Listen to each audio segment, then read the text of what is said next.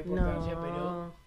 No, pero bueno, sí, a la gente le... Audiencia de A las 9 en casa, muy buenos días. Estábamos, cosa rara, charlando con Leticia, porque uno no puede hablar, y la religión no se lo permite a uno hablar demasiado.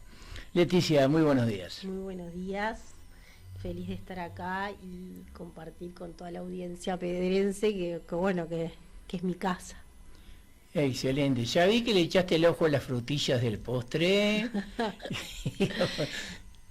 Me encanta. Lamentablemente acá dejó un compañero tuyo un precedente con el cual nosotros ahora la vara no podemos bajarla, la tenemos muy alta, porque él se llevó el postre, entonces ahora todo el mundo... que llevar el postre. Sí, todo el mundo con toda la razón del mundo quiere... Bueno, ya veremos. Capaz que para fin de año podemos arreglar algo. No sé si todo el postre, pero una frutillita. Una frutilla, como los niños chicos. Exactamente. Y bueno, Leticia, ayer poco antes de cuando se empezó a querer normalizar la pandemia, habló con Marcos y Marcos me trajo un proyecto acá, una de las primeras notas que dio luego post pandemia. ¿Qué era ese proyecto que me trajo en una carpeta? Lo que se inauguró ayer. Toda la idea que había surgido, a dónde apunta esto, cómo se vivió ayer esa jornada, que por lo que yo estuve ahí también, fue muy emotiva. Sí, bueno, primero que nada, que es el primer centro regional de rehabilitación para el sur. Los centros de rehabilitación en Uruguay son escasos. Hay muchas personas que por accidentes adquieren una discapacidad y muchas veces esa discapacidad puede llegar a ser con tiempo atendida y no dejar las secuelas que muchas veces deja. Entonces, tener un centro de atención a la rehabilitación para esas personas que en ese primer año, después que salen de la internación, puedan tener un espacio. Muchos accidentes de moto, muchos accidentes de vehículo. Decímelo a mí. La idea ahí es, fue, sin lugar a dudas, Marcos tiene esa sensibilidad de algunos temas, trabajarlos y como hormiguita, ¿no? Yo creo que no aparece cuando Marcos pasa hace. Marcos ya en la intendencia, el tema de discapacidad era un tema importante. Y tener un centro de rehabilitación para Marcos siempre fue un desvelo, pero bueno, no siempre tuvimos los recursos. Entonces ahí fue un camino que fue de por un lado esa visión estratégica de Marcos y por otro lado esa terquedad e insistencia de poder conformar una comisión, de poder hacerle un seguimiento también desde hace a algo que realmente para la ciudad de Las Piedras es más que necesario, pero no solo para la ciudad de Las Piedras. Todo el entorno, porque abarca muchas ciudades de Canelones. De Canelones y de otros departamentos. Sí. Tenemos San José muy cerquita, que también está bajo el área de influencia. Tenemos Florida, tenemos Durazno, que para tener un centro de rehabilitación de este tipo, es un centro, además, de primera generación.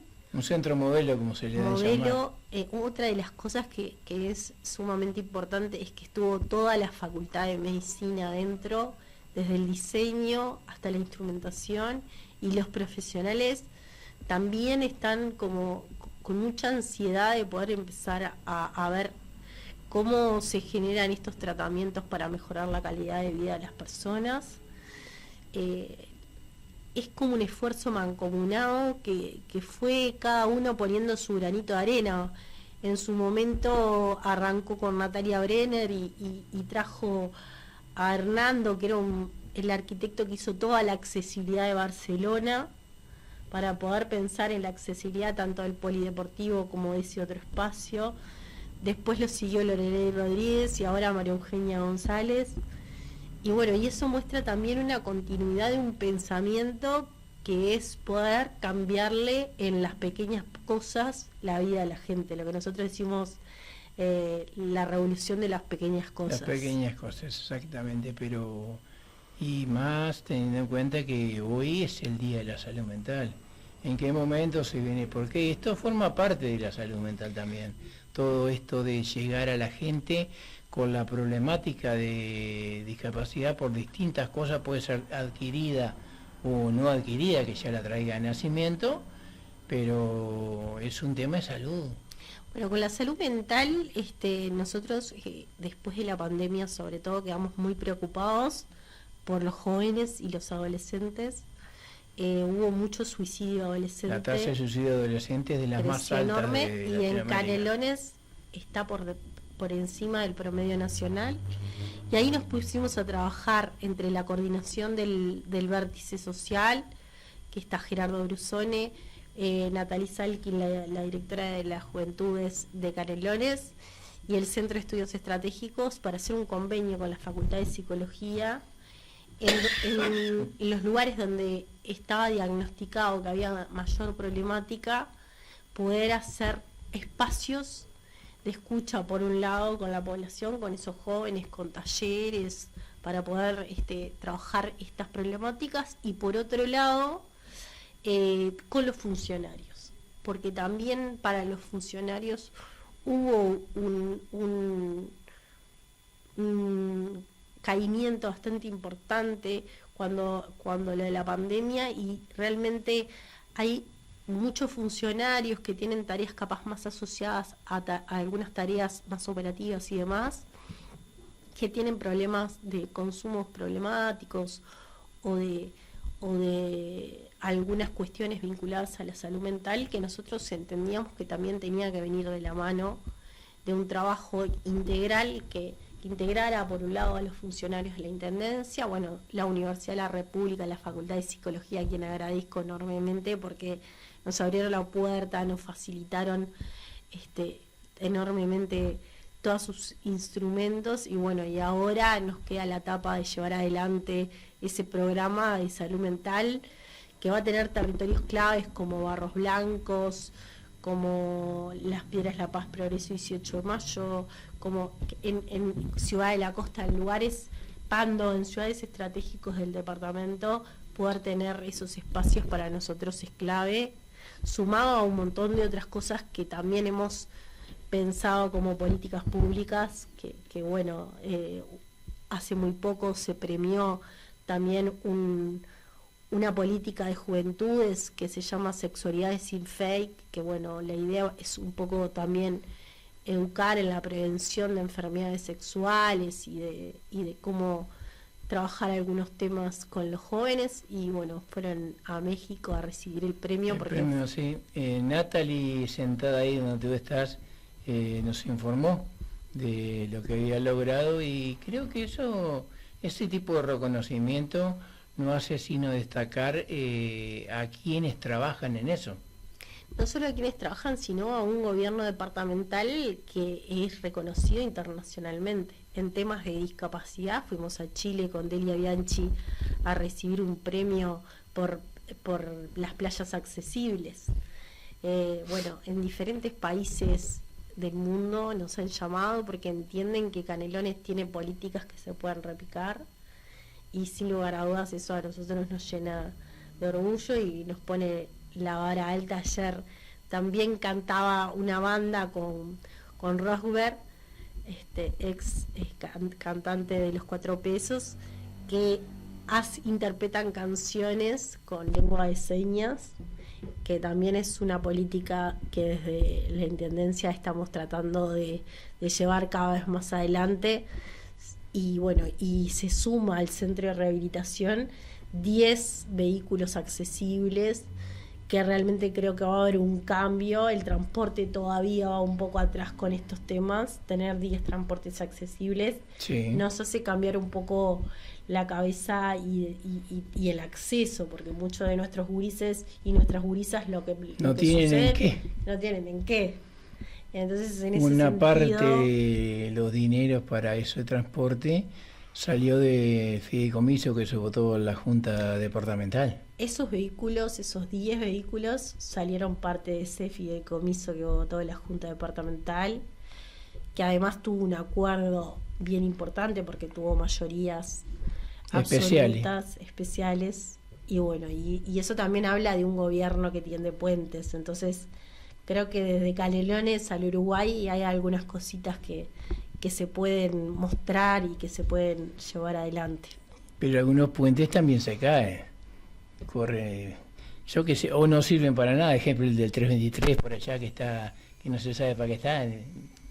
¿Lo ubicás a ese? A ver. Hay un puente que está en el medio de la nada, arranca y termina, pero no se sabe para qué se hizo, porque no hay ninguna ruta que llegue. Habría que hablar con... Pero hablando de puentes, yo me refería a un punto que el otro día me enteré y la verdad que me chocó bastante.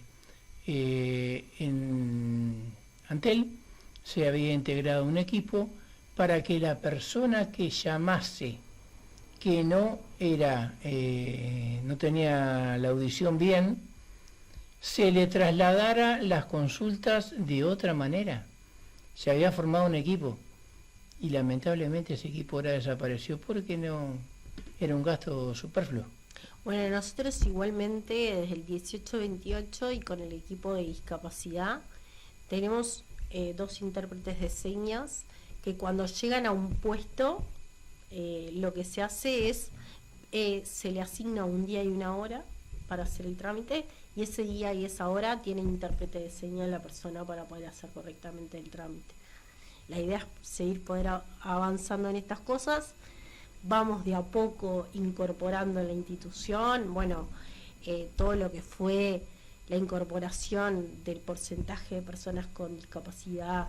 Exacto. A la gestión pública, que también ha tenido muy buenas repercusiones, y bueno, son algunos de los avances que nosotros entendemos que en términos de política pública Yamandú tuvo esa sensibilidad de decir pongo esto arriba de la mesa y voy para adelante, así que realmente es un orgullo saber que Yamandú deja el departamento en las condiciones que lo deja, con superávit además, con una gestión llena de perlas y de... Después de haberlo tomado, que no se le podía pagar el sueldo a los funcionarios.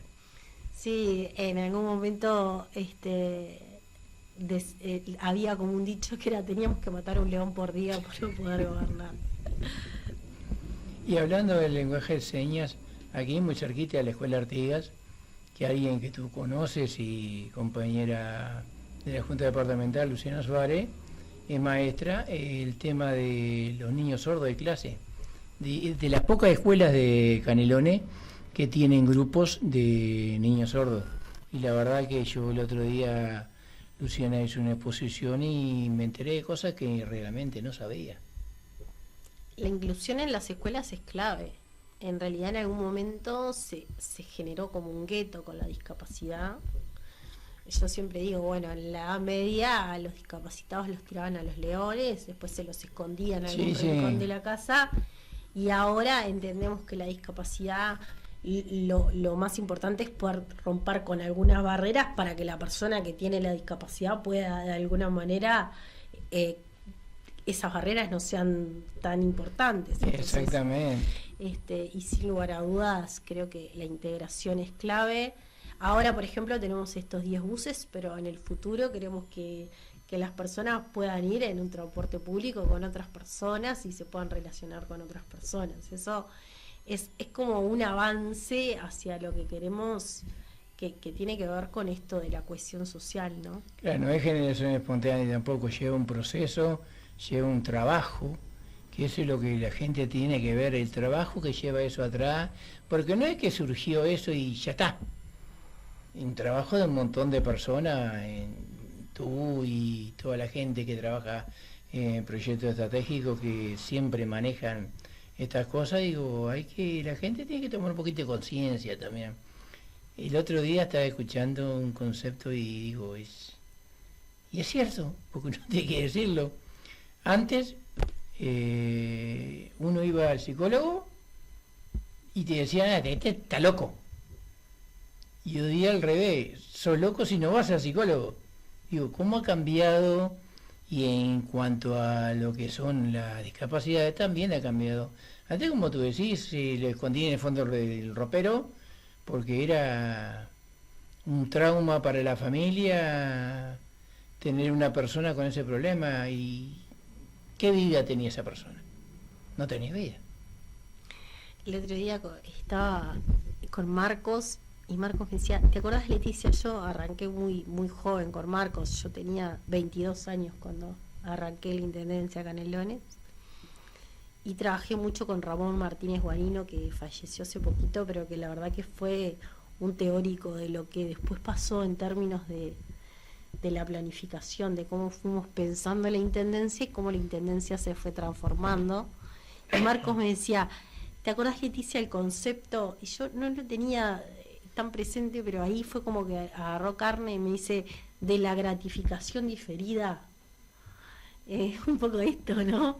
De decir, bueno, sí. Las cosas muchas de las cosas que ahora disfrutamos. Yo veo el Parque Artigas de las Piedras con esos juegos hermosos y en algún momento era un lugar que estaba oscuro, que tenía problemas vinculados a la seguridad, bueno, y a muchas cuestiones.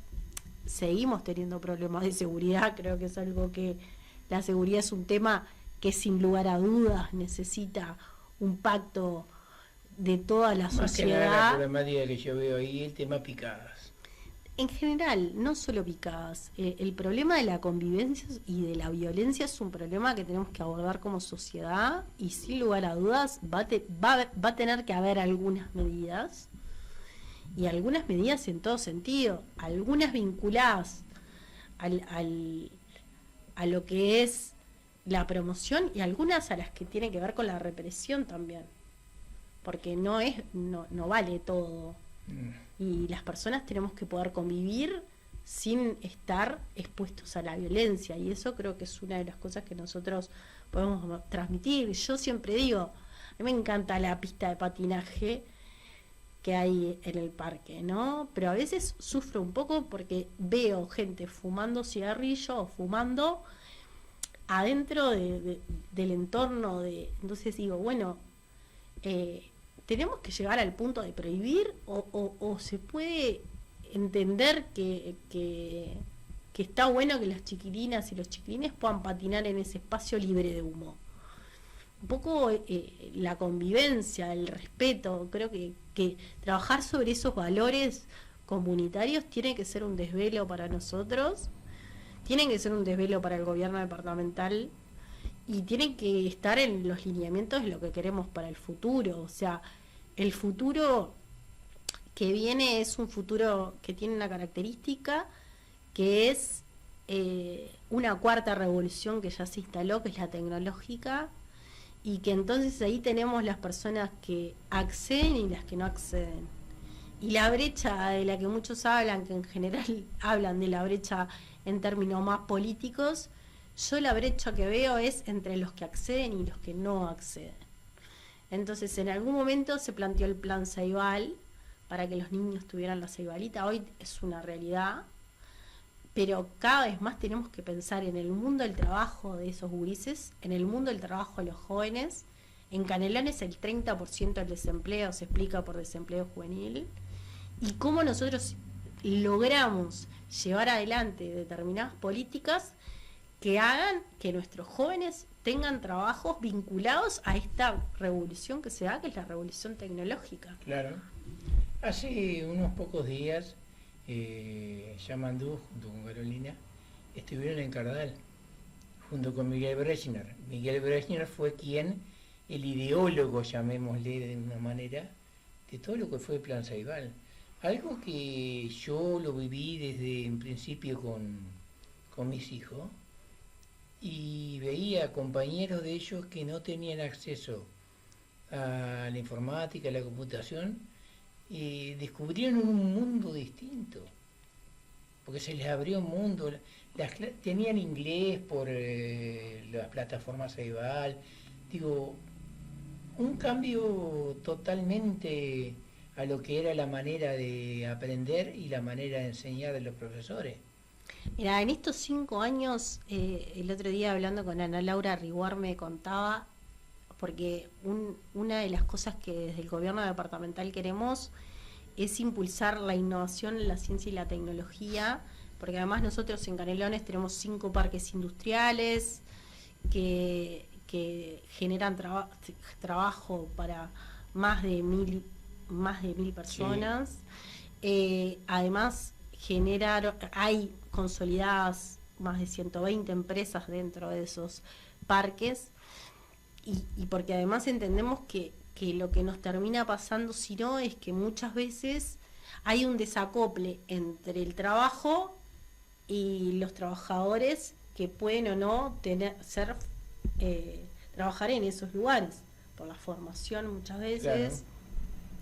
Entonces, realmente, el otro día ella me decía, si vos pensás eso que te sucede en Canelones, en el interior, me dice, en el interior en muchas casas hay solamente un celular por casa. Y en algunas no tienen acceso al celular.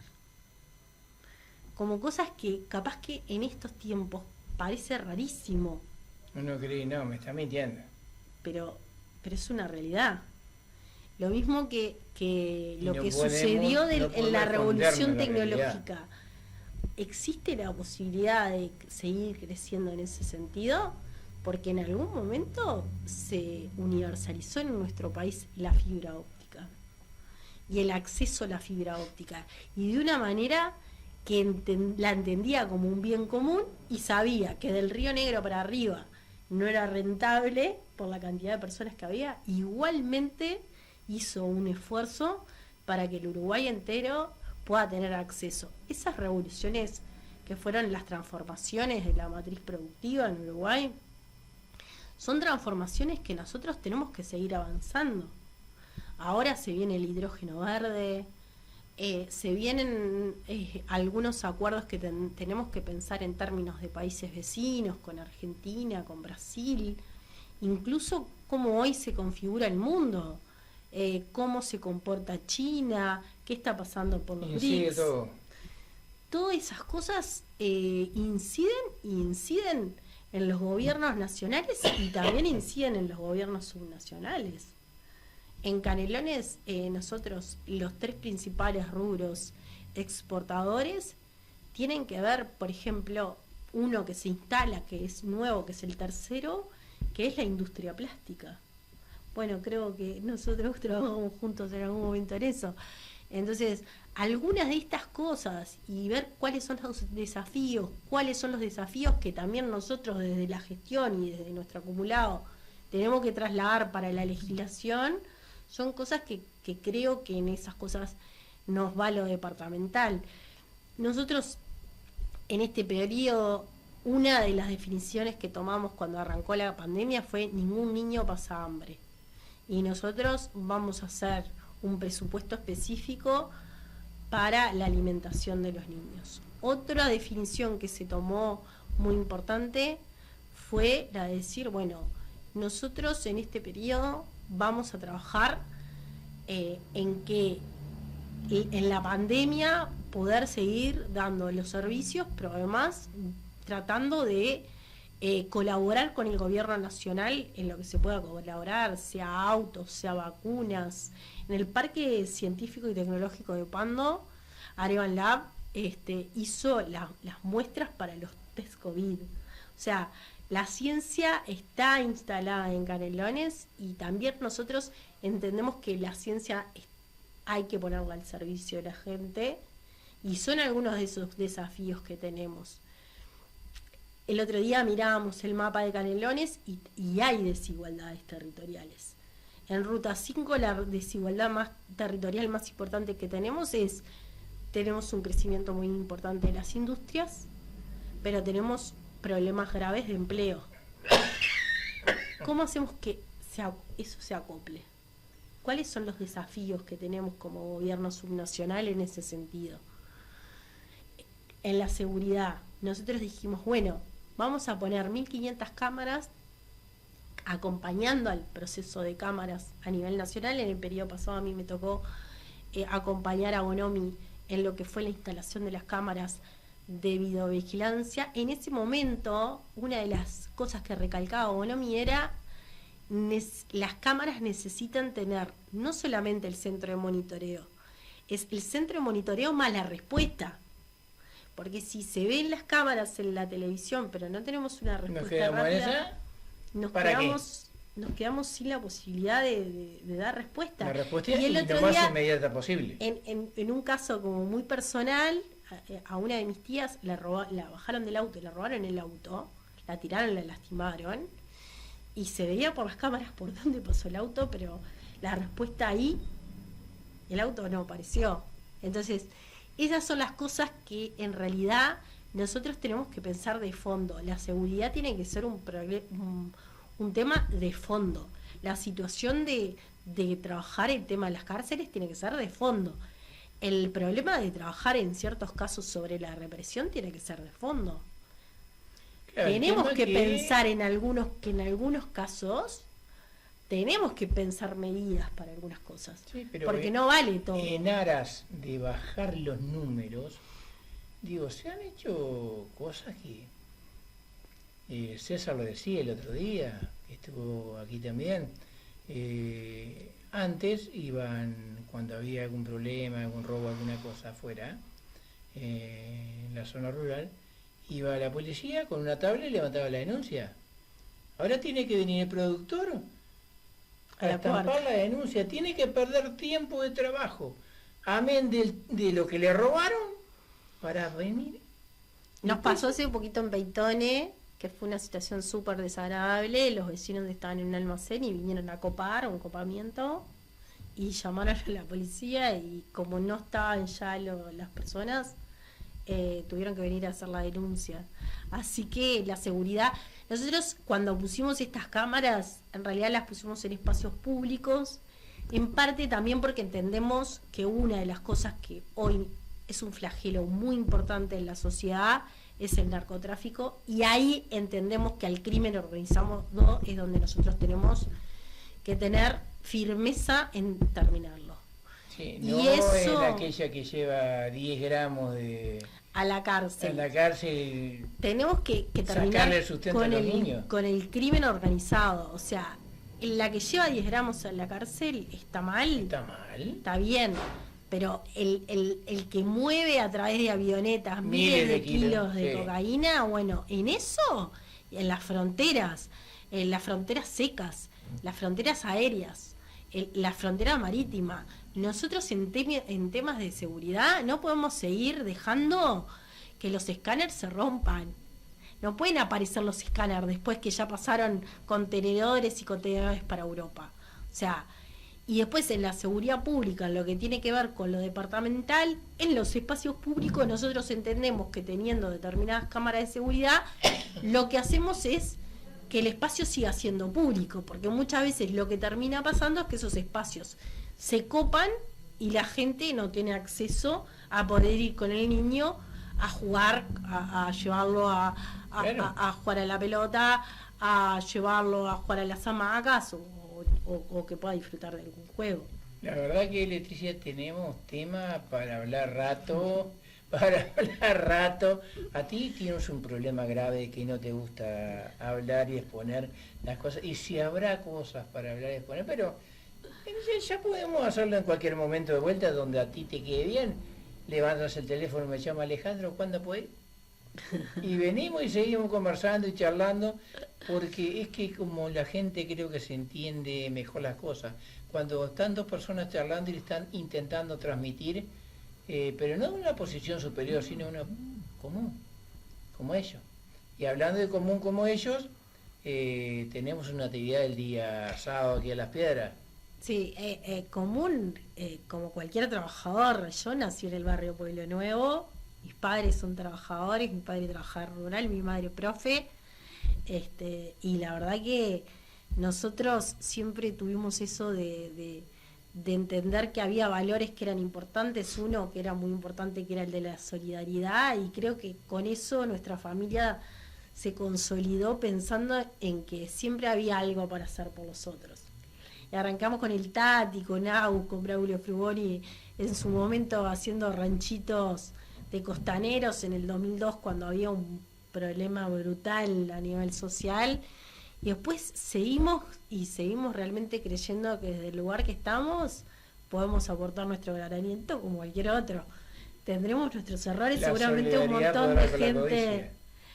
montón de gente tendrá discrepancias y acá estamos para escucharlas. Valga la discrepancia, es la parte buena de todo, porque si todos estuviéramos adecuados seríamos una sociedad robot y no la veo muy linda.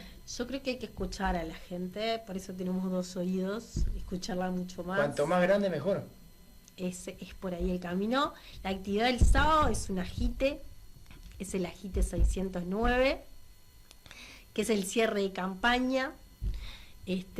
Para nosotros es clave porque hacerlo en las piedras tiene como esa mística.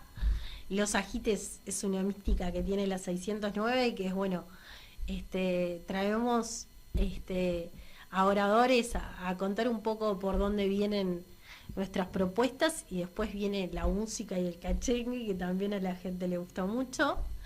¿Y a quién no? Sí, bueno, y bueno, vamos a tener a Pacha y a Blanca, vamos a tener al Tati Sabini, vamos a tener a Agustín Massini, el diputado, vamos a tener a la compañera Margarita Lipchitz, vamos a tener a los cabezas de lista de la 609 y la idea es que sea una fiesta. Vamos a tener de cierre a los músicos, a ver, ayúdame. Sí, me quedé. Te dejé. Me teníamos la flasheando. placa por ahí. Sí. Porque cambiamos tantas veces de músicos que. Pero para mí que. El otro día lo que seguro que es cachengue. Impecable fue Canelones con Gerardo Nieto. Gerardo Nieto además es parte de nuestro staff.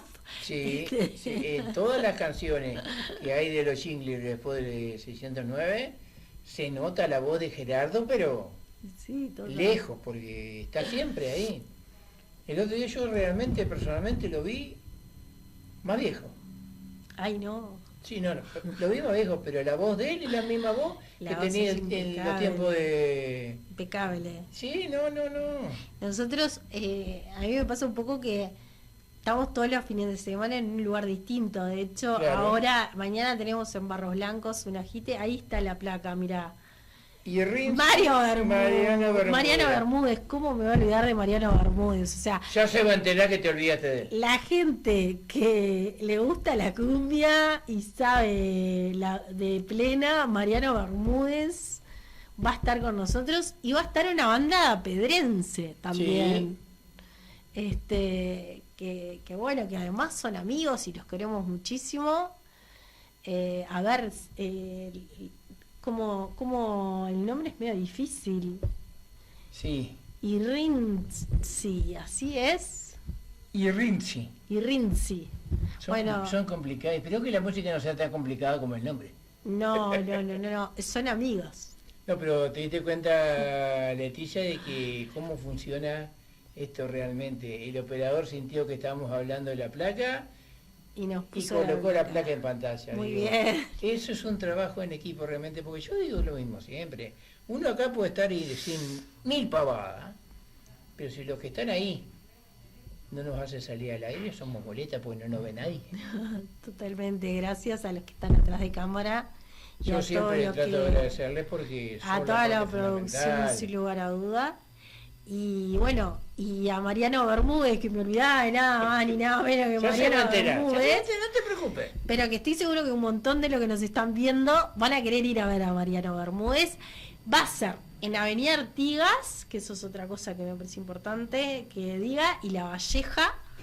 Así que vayan a la Agite 609, agiten con Blanca, con el Pacha, con el Tati, con Agustín, con Margarita, y después con Mariano Bermúdez y sí.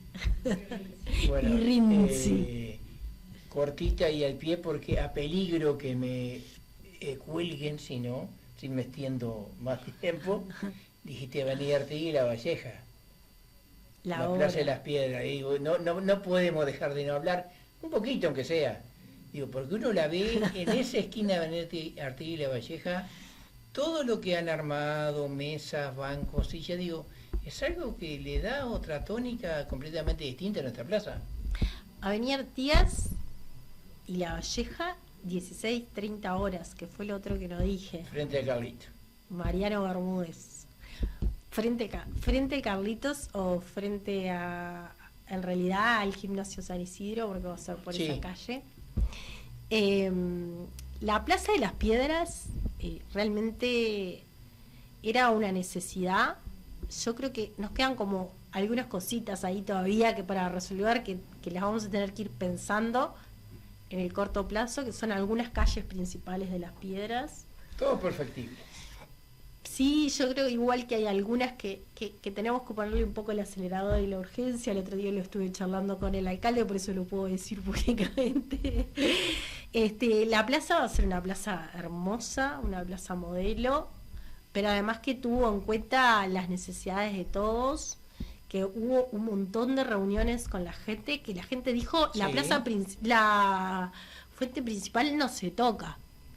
Porque querían no. hacer una fuente con luz. Corría sangre si La tocaba fuen- la fuente. En Las Piedras la fuente principal no se toca. Y yo creo que eso es identidad. Es la idiosincrasia de... La idiosincrasia del pedrense, Exactamente. que amamos esa plaza, como también mirar el reloj del Colegio San Isidro, de la iglesia San Isidro. Esperando que funcione. En realidad ahí tenemos, esa plaza va a estar divina, va a tener un espacio para cantina también, que Sí. siempre todos quisimos irnos a tomar un café a la plaza, vamos a poder ir a tomar un café a la plaza, pero además tiene una apuesta muy importante de juegos infantiles, una batería enorme de juegos infantiles, va a tener baños públicos, que no me parece nada menor. En un lugar como ese tener baños públicos, y además va a tener la posibilidad de que la gente vaya y disfrute en la plaza. O sea, va a ser una plaza que va a tener las características de una plaza pública en la cual pueden ir niños, pueden ir ancianos, es totalmente Todo. accesible. Y Y hay bueno, un y eso punto que lo quiero nombrar. En la esquina ahí, frente al Carlitos, en la plaza, había una mesita con unos bancos. En la esquina, ¿te acordás para qué se usaba eso? Para jugar al ajedrez. Digo porque yo me trencé un par de veces con algunos que estaban ahí recordando viejos tiempos, lo cual era algo jugando al ajedrez, pero senté ahí, y ahora al ver que pusieron mesas y bancos, yo creo que esa gente que a veces había 10, 15 personas esperando turno para jugar. tenemos Y eso no es profe de nada menor. ajedrez. O sea, tenemos... Incluso Oli es famoso por los campeonatos nacionales que participó a nivel de ajedrez. Bueno, vamos a tener esas mesas, pero además tenemos profe de ajedrez, que la idea también es que poder intercambiar con el espacio público. Cuando nosotros hablamos de pública felicidad y de bien común, es eso, es dejar instalado lugares que la gente se apropie y sean parte de su vida, que el hijo del maestro, del doctor, del obrero, de cualquier trabajador pueda confluir en una plaza, jugar, ir uno después que sale el trabajo a tomar unos Exactamente, mates, sentarse. jugar al ajedrez, tener pulmón algún verde, como profe se le de llama. gimnasia en algún momento para hacer alguna actividad física. Un pulmón verde que uno tiene que respirar lejos del aire viciado de la quema de combustible. Por suerte, con el cambio de matriz energético ahora y los ómnibus eléctricos estamos cambiando bastante eso, pero yo creo que la plaza va a quedar. Creo también que, como siempre, va a recibir su crítica, porque no seríamos mundo si esto no fuera algo que van a criticar, porque de repente el asiento que está acá tendría que haber estado un metro más allá. Hay gente que ve la mitad del vaso vacía y no la mitad del vaso llena. Va a ser una plaza preciosa, yo creo que la gente le va a encantar. Yo soy muy optimista y bueno, en noviembre todos a estar en esa inauguración, porque yo creo que tiene que ser una gran inauguración. En el mes de Julio Sosa. En el mes de Julio Sosa. Sin lugar a duda, con toda la identidad de Canelones. Bueno, Leticia, ahora sí va a correr sangre si yo no me levanto ahora porque ya me está mirando muy feo, pero muy feo, entonces uno tiene que saber leer entre líneas, ¿viste? pero bueno, digo, eso es lo bueno de esto, que uno se sienta... Les di hasta minutos de más. Sí. Hoy estaba... Divina. No, estaba... Es porque las mujeres tenemos que tener estos espacios, ¿verdad? Claro. Sí. No me hagan hablar, por favor, no me tiren la lengua. Leticia Basili, muchas gracias por estar hoy aquí y bueno, nos vemos en cualquier momento porque ya vimos que no nos da tiempo para nada. No, totalmente. Tanto de mi pasión, que es la Intendencia Canelones, como de mi rol de mujer política, siempre a las órdenes para cualquier tema que les interese, que les parezca que puedo dar mi punto de vista, acá voy a estar. Y bueno, el sábado los esperamos con los 609 y bueno, a que octubre podamos poner a Yamandú Orsi a la presidencia de la República. ¿A qué hora? El sábado a las 16:30 en la Plaza de las Piedras, Avenida Artigas y La Valleja. Con el cierre musical de Mariano Bermúdez. Y Mariano Bermúdez, Sí. que ella se va a enterar de que tú lo dejaste para atrás porque no lo nombraste. No. Ya se le va a llegar el chusmerío. Muchas gracias. Gracias. Vamos a una pausa y retornamos con más a las 9 en casa.